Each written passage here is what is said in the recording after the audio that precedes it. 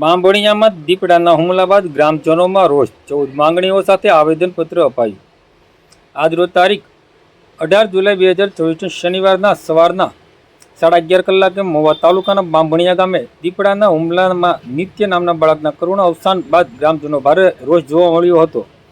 આજે બાંભણિયા તેમજ આસપાસના ગામોએ ના લોકોએ શ્રદ્ધાંજલિ સભા યોજી તંત્રને 14 મુદ્દાઓ સાથે આવેદનપત્ર આપ્યું હતું. ગ્રામજનોએ રેવન્યુ વિસ્તારોમાં વિશેષ ગ્રાન્ટ અને સફાઈ અભિયાન, કાયમી લાઇન ટેકર્સની નિમણૂક, રોજ અને ભૂંડના ત્રાસમાંથી મુક્તિ, ખેડૂતો, માલધારીઓ અને શ્રમિકો માટે સુરક્ષા અને અસરકારક પગલાં લેવાની માંગ, આ ઉપરાંત વન્ય પ્રાણીઓના સ્થળાંતર અથવા 100% સહાયનું વિશેષ પેકેજ, માનવ મૃત્યુ અને ઈજાના વળતરમાં વધારો, ખેતી માટે 24 કલાક વીજ પુરવઠો, સિંહોના બદલાતા વર્તનોની વૈજ્ઞાનિક તપાસ, ગેરકાયદેસર લાઇન શો પર પ્રતિબંધ, સિંહો માટે વૈકલ્પિક કુદરતી વસવાટ, જંગલમાં કુદરતી શિકારની પૂરતી વ્યવસ્થા, વન વિભાગના કર્મચારીઓ દ્વારા થતી કનડગત બંધ કરાવવા અને બાબરકોટ માઇનિંગ લીઝ તાત્કાલિક રદ કરવાની પણ માંગ કરવામાં આવી છે. ગ્રામજનોએ ચેતવણી આપી હતી કે જો માંગણીઓનો યોગ્ય અને સમયસર નિકાલ નહીં થાય તો આગામી સમયમાં ઉગ્ર આંદોલનનો માર્ગ અપનાવવામાં આવશે. આજરોજ જે એકાદ અઠવાડિયા પહેલાં જે દુઃખદ ઘટના જે બાંભણિયા ગામમાં એક કુમળી વયનો નિત્ય નામનો બાળક દીકરો પોતાના ખેતરે જતો હતો બપોર પછીના સમયમાં અને દીપડાએ તેને ફાડી ખાધો.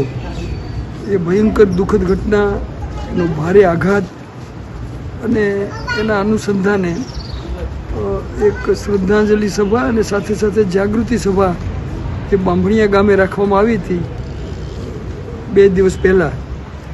અને એ દરમિયાન ઘણા બધા સરપંચો અને મોટી સંખ્યામાં ખેડૂતો, આગેવાનો, આજુબાજુના બધા ગામડાઓમાંથી આવ્યા હતા. તાલુકા પંચાયતના સભ્ય મનુભાઈ ભૂકણ, ગામના સરપંચ શ્રી પ્રવીણભાઈ અને અન્ય આગેવાનો બધા ઉપસ્થિત હતા.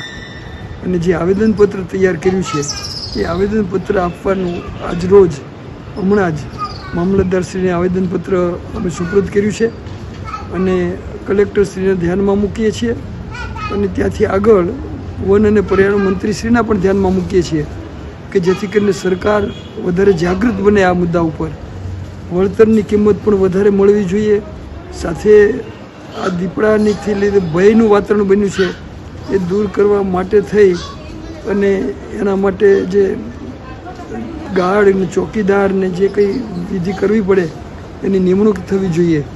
આ બધા મુદ્દાઓ વિગતે લખ્યા છે અને આવેદનપત્ર આજરોજ મામલતદારશ્રીને સુપ્રત કરવામાં આવ્યું છે અને આશા રાખીએ કે એના માટે જે પગલાં લેવા ઘટે એ તાત્કાલિક લેવાય જેથી કરીને ભયનું વાતાવરણ દૂર થાય અને આવા કુમળા બાળક જ ને માણસ માટેની હાનિ તો દૂર થાય પણ સાથે પશુઓ, ગાયો અને આપણા પાલતુ પશુઓ છે એને માટે પણ એક સલામતીનું વાતાવરણ બને.